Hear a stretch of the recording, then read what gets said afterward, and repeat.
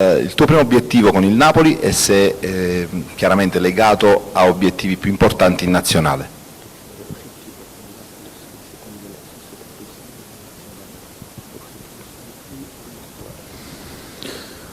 Objetivo de Nápoles, como le dije antes, es lograr la mayoría de puntos posible en la temporada, ganar fin de semana tras fin de semana, que a mí no me gusta sinceramente perder a nada, entonces digo, ganar fin de semana tras fin de semana.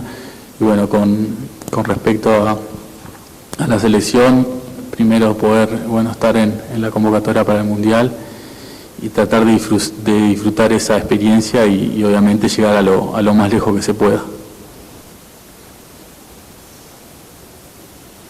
Il mio obiettivo principale è fare bene e aiutare la squadra a fare punti e ripeto, come ho risposto prima, prendere le cose passo per passo, vedere come va. Per quanto riguarda la nazionale, un punto principalmente a essere convocato a giocare e poi da lì in avanti si vedrà.